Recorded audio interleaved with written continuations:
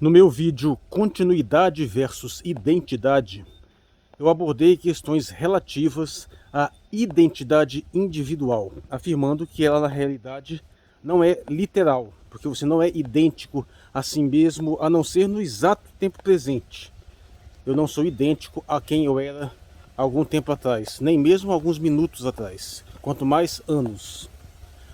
Mas essa questão também pode ser utilizada no sentido coletivo, na ideia de uma identidade coletiva, que tem sido muito abordada hoje nessa questão do identitarismo.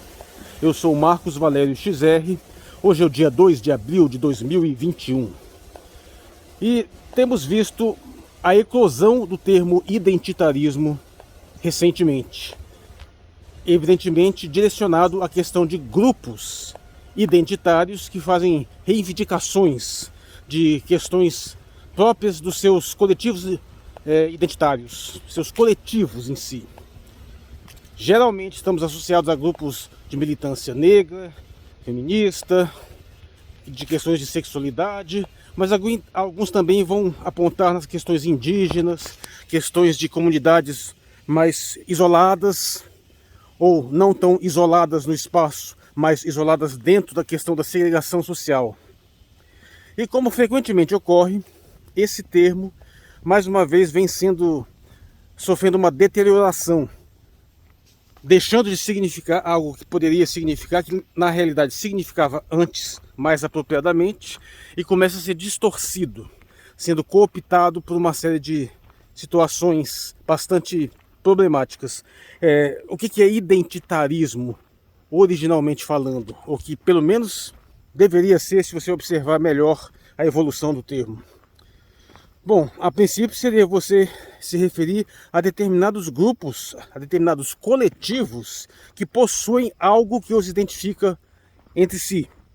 Uma identidade comum dentro de um universo mais amplo da sociedade. O que já é um problema, né? Porque normalmente nós sabemos que eles não são idênticos, mas podemos relevar essa imprecisão. Mas são grupos que possuem algo que os destaca dentro de um coletivo maior, que é a sociedade.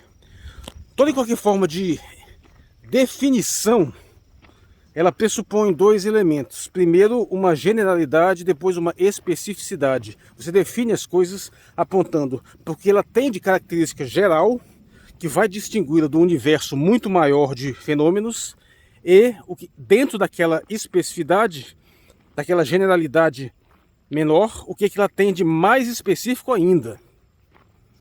Por exemplo, aproveitando que estamos na Sexta-feira Santa, como é que podemos definir cristianismo?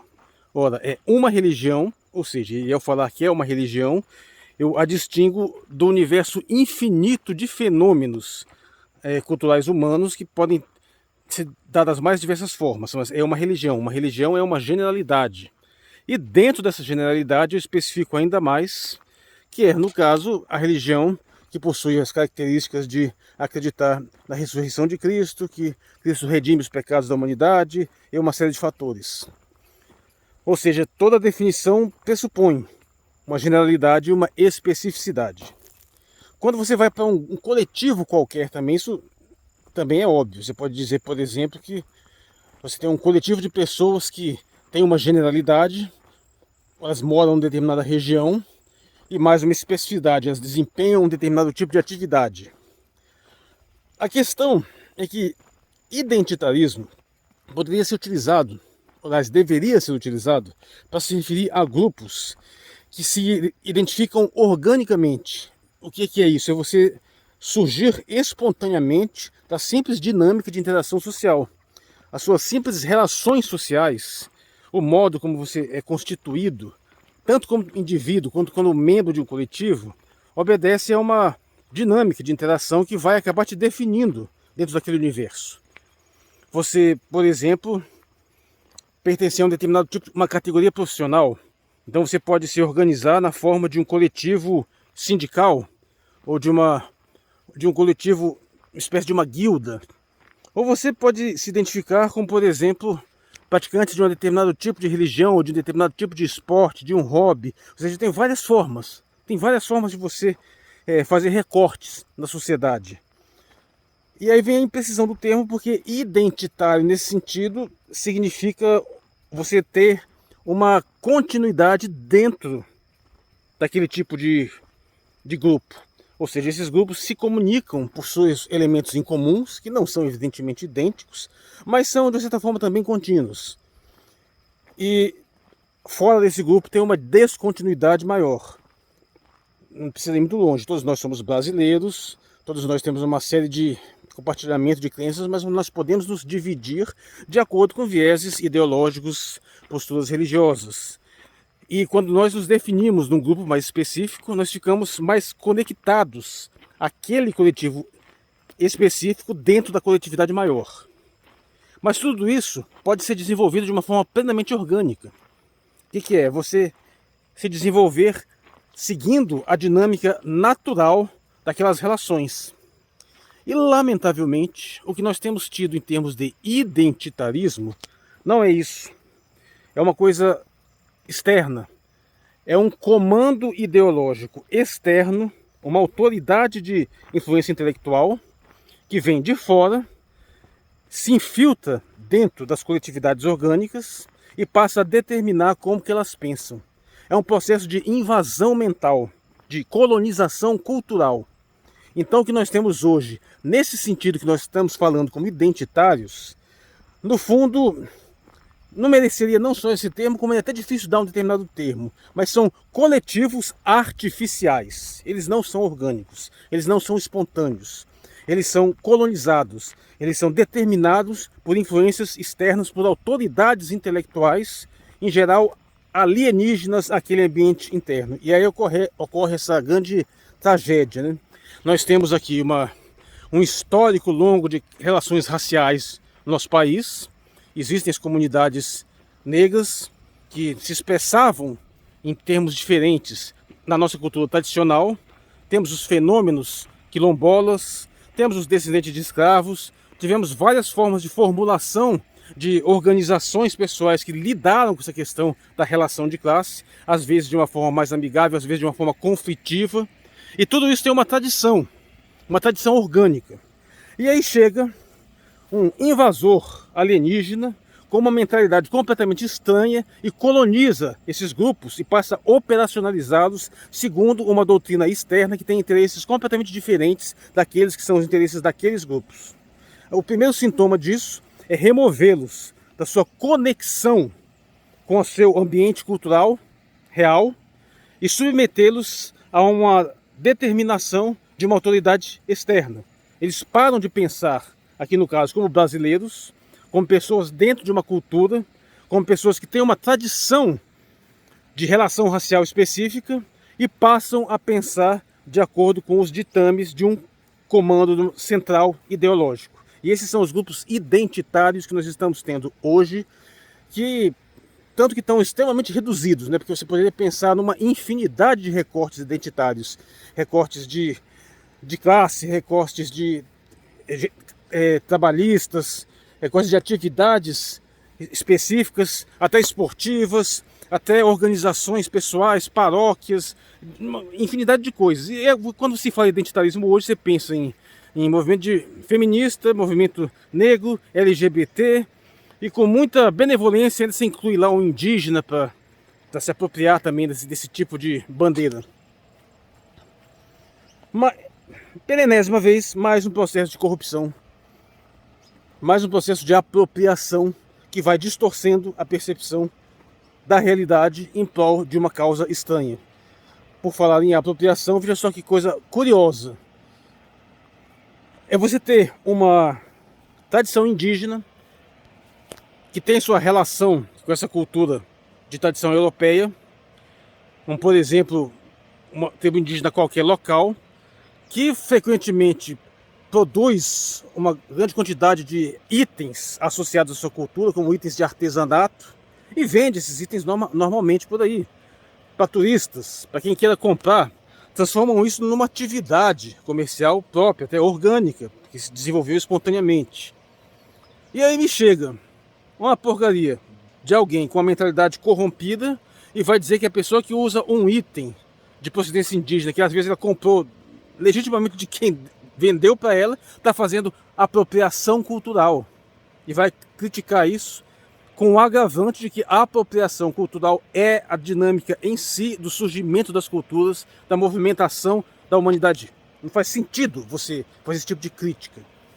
Até gerar situações completamente bizarras, como o caso aí que teve até uma certa repercussão, onde uma suposta Índia, pode até ser etnicamente índia, mas estava totalmente colonizada por esse pensamento, chegou e fez um alarde, começou a chorar porque tinha um homem lá usando o cocar do povo dela, e depois descobriu que na verdade foi uma liderança indígena que presenteou esse camarada com esse cocar, porque tinha uma relação de amizade lá.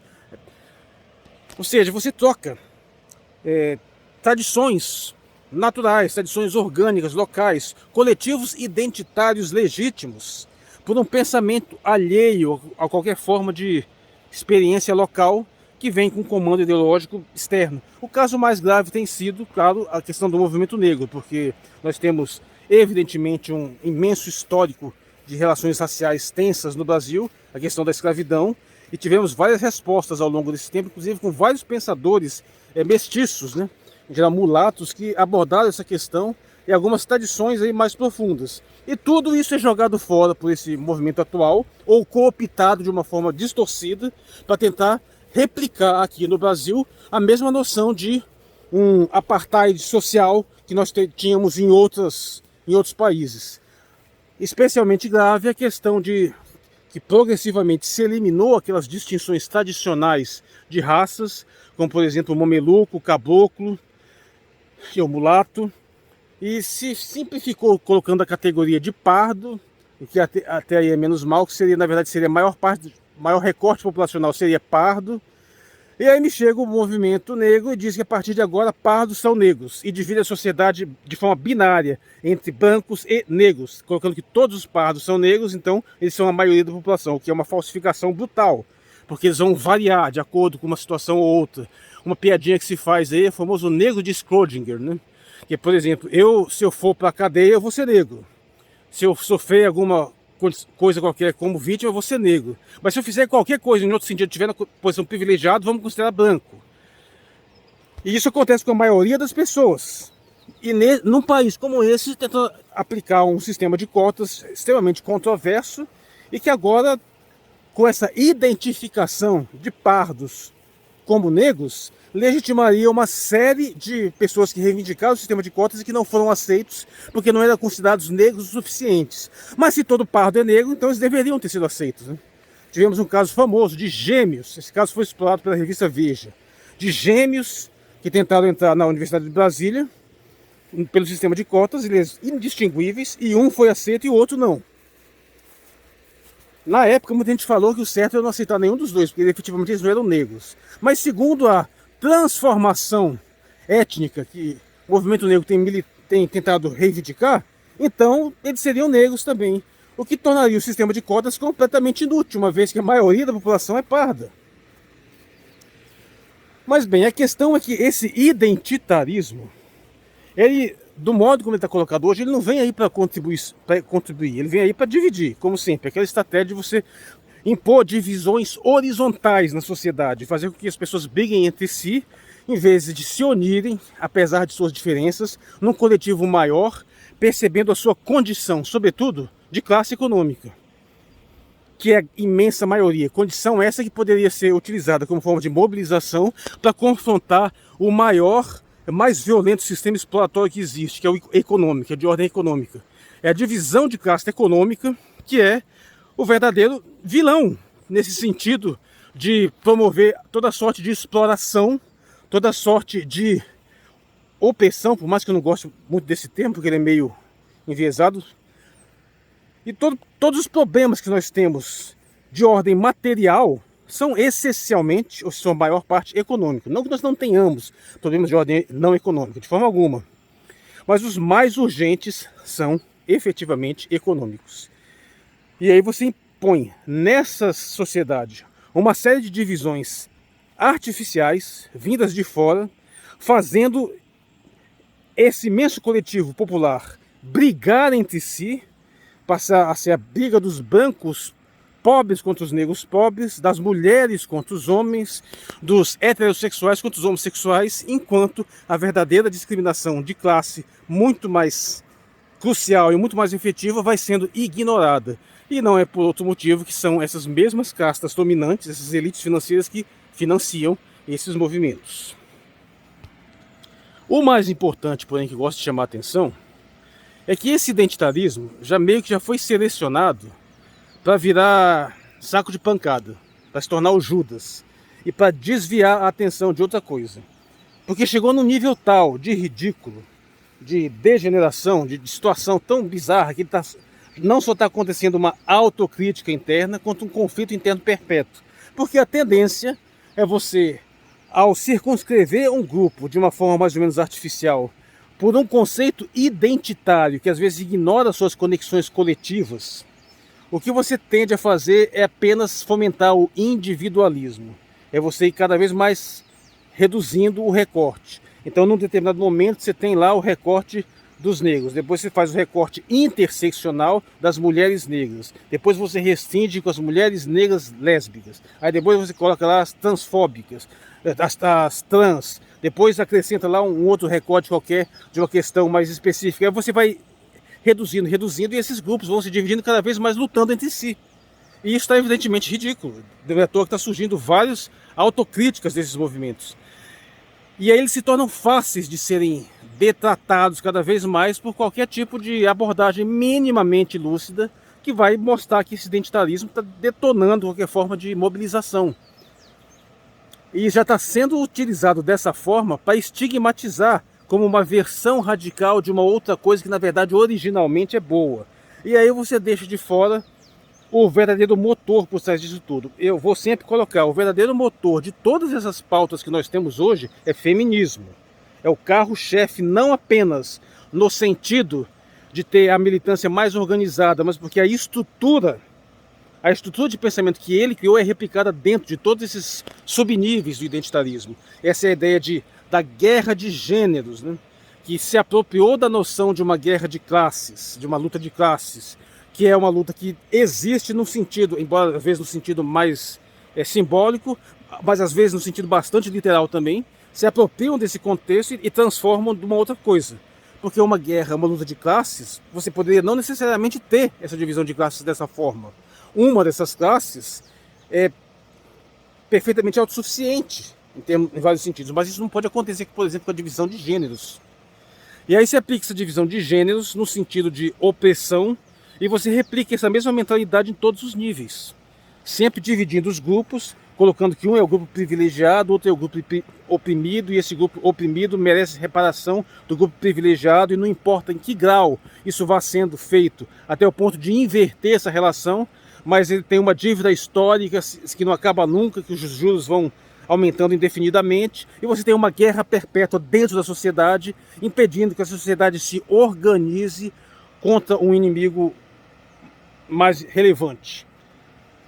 E aí o que acontece, é que eu estou dizendo já há algum tempo, vai se desenvolver toda essa ojeriza ao identitarismo, vão bater no identitarismo, todo mundo vai falar disso, a esquerda, a direita, todo mundo vai descer o pau, já está descendo o pau no identitarismo. Enquanto isso, os elementos mais fundamentais disso são mantidos intocados, especialmente o feminismo, do qual derivam todas essas pautas, inclusive a questão racial, porque a questão racial tem um desenvolvimento orgânico diferente, um desenvolvimento prévio, que era mais legítimo. Mas quando entrou essa mentalidade, essa estrutura feminista, ela passou a se apropriar e replicar dentro dos outros movimentos a mesma mentalidade disruptiva, conflitiva, que não admite conciliações, que inclusive vai até chegar ao ponto de, olha o paralelismo, da mesma forma como tem aquele tipo de movimento feminista lésbico que quer pegar a separação entre os sexos, tem também replicado dentro do movimento negro a separação entre as raças. Com a diferença que no movimento negro, pelo menos as raças podem viver separadamente, né? Na questão de gêneros não faz nem sentido. Agora, observe a sutileza. A questão é que existem movimentos orgânicos. Pode ter um movimento de uma sociedade local qualquer, onde existam os homossexuais ali, eles se organizem espontaneamente. Isso é normal, isso é perfeitamente legítimo. Esses movimentos têm que ser observados enquanto a sua questão prática. Mas o que acontece é que eles são instrumentalizados por uma mentalidade externa, no sentido de transformá-los em mais forças para lutar por uma mentalidade que não vem a favor real de seus interesses. E aí propõe soluções falsas que só vão indefinidamente piorando o problema e capitalizando aquela piora para intensificar ainda mais o discurso disruptivo. E isso é o que nós temos hoje nessa questão do identitarismo, corrompendo totalmente uma noção que poderia ser utilizada de uma forma muito mais espontânea. Não há nada de errado, pelo menos não deveria de haver, em ser identitário, quando você se identifica com um determinado grupo mais amplo, não importa se é a sua religião local, se é a sua igreja, se é o seu time de futebol, se é a sua atividade artística ou econômica, você tem essa possibilidade de fazer esse recorte. E infelizmente até isso já está sendo obscurecido pela ideia de que identitarismo são só determinados rótulos que já vêm prontos e já vêm de fora. Eu sou Marcos Valério XR, hoje é o dia 2 de abril de 2021. Obrigado pela atenção.